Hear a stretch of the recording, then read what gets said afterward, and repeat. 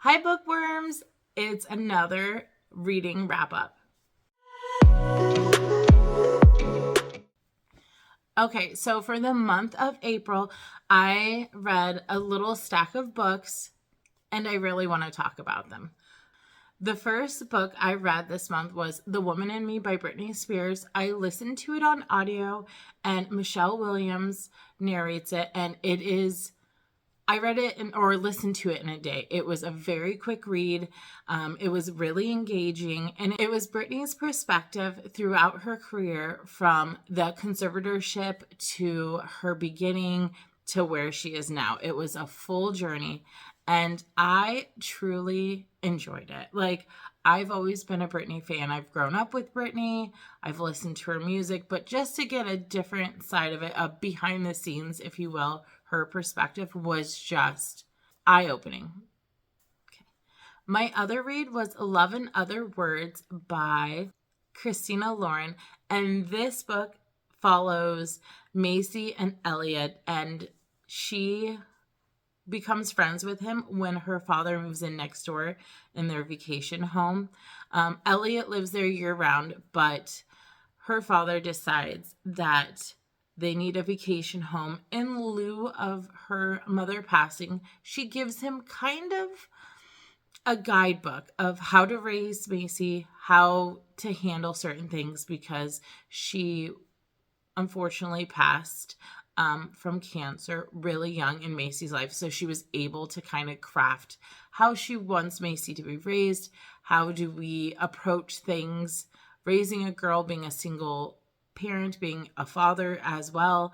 And so he decides to buy a vacation home because she just needs a break and a new change of scenery. And it's going from being a child to a preteen to a teenager, and you get this journey throughout the whole thing. And it's a dual timeline, so it jumps 11 years into the future, and she is, in her career, and she's in a relationship, and she runs into Elliot, and they kind of try to rehash kind of their, I would say, fallout of what happened 11 years past. And it was, again, I enjoyed this one so much.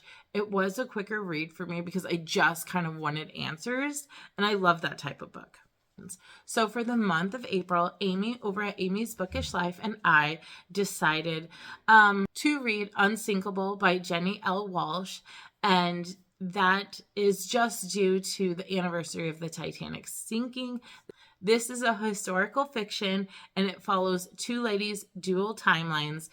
The first lady is Violet Jessup, and it was based on a real person. She was a maid and a servicewoman in the time of like the Titanic and a few other charter ships. Actually, she sailed like over 400 times. What strikes me crazy enough is the fact that she was on the Titanic and survived. And then two other notable ships as well sank back to back to back. And she was on all of them, and they all sank, and she survived. And then she continued to have this calling to the sea, to want to be one with the sea. I believe at first it was from family obligation, but I think eventually it became part of her DNA, and she could not escape the sea. The other character is Daphne. Now, she is in a different time frame. She is during World War II, where the Nazis invaded Europe and whatnot, and she decided to join the resistance and really want to help aid those fighting the war, especially of the Jewish community. And she just put herself right in the line of fire as a spy and really crafted that, I feel like, career path for her, and really crafted that hope for others that things are going to get better and people are fighting and whatnot. So it was a lovely story between both of them. I just wondered how the two stories synced up, and you do get the answer. That's not a spoiler, but you do get the answer. So I really liked the fact that we figured out the full puzzle and saw the full picture at the end. I did like how Jenni did that. My next read was The Aviator's Wife by Melanie Benjamin. This follows Charles Lindbergh and his wife, Anne. It follows them from the start of their courtship to the end of their marriage. Now, with Charles, I found interesting is he just didn't want another Betty Crocker type 50s housewife. He wanted a companion, and he wanted someone as a teammate.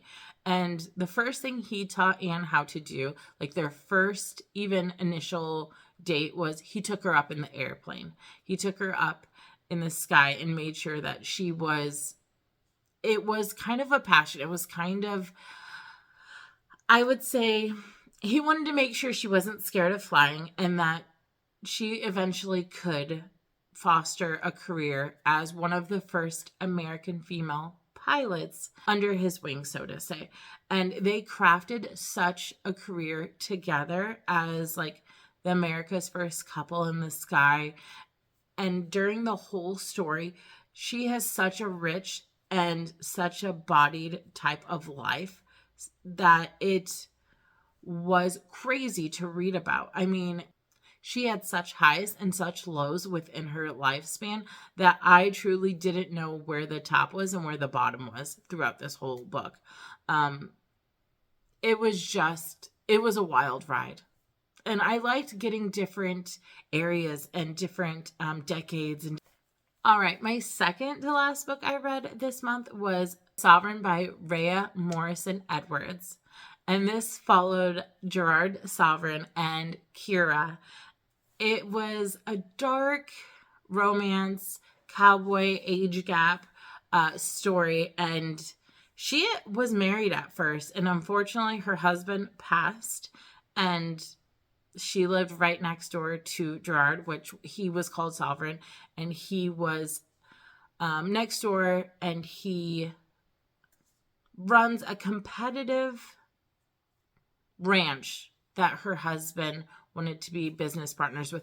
I'm telling you, twists and turns, but they eventually set eyes on each other and the rest is history, so to say.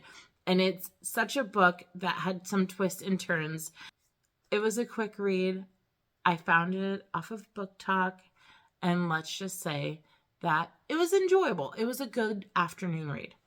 The last book I read this month was The Road by Cormac McCarthy, and it was my first read of his, and it will not be my last. It was devastating in such an intriguing way.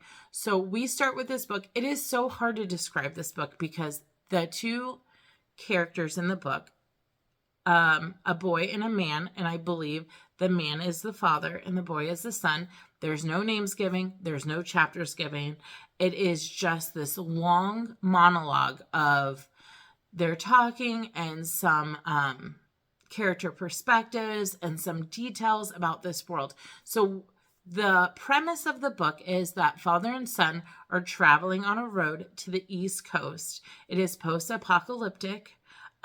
There's very much isolating vibes. There's very much survival kind of impressions that needs to happen. The father, I keep trying to have a name with him because that would be a little easier, but the father decides that the safest place is to go to the east, and he doesn't know what's there. It's very unknown. I do know that the weather climates play a huge part in his decision, and he is noticing like just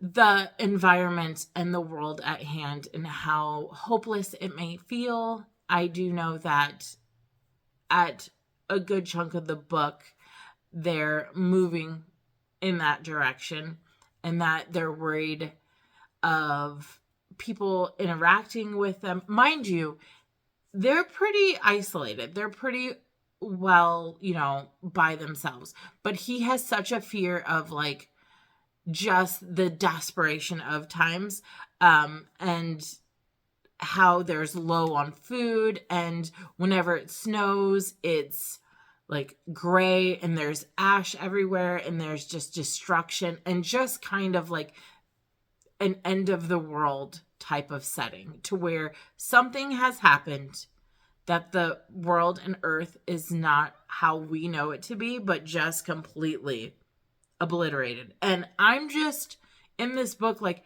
how did this come to be? And we don't get that full kind of answer at the beginning. I did like this book. I did like his writing. I'm excited to kind of read more. He's definitely an author I'm going to keep track of and continue to read. I've heard great things about his other books, and I'm glad that this was a first start into what I know of Cormac McCarthy. So with that being said, those were my reads. I really enjoyed them. I really enjoyed the month of April. I'm excited for the month of May. It kind of gives me a little bit of motivation. I'm excited for the next month. I hope you're finding something really wonderful to read. I can't wait to hear all about it. If you read any of these, let me know. If any are on your radar, let me know. If you have any book recommendations, I would love to talk to you down in the comments. And until next time, I'll talk to you soon.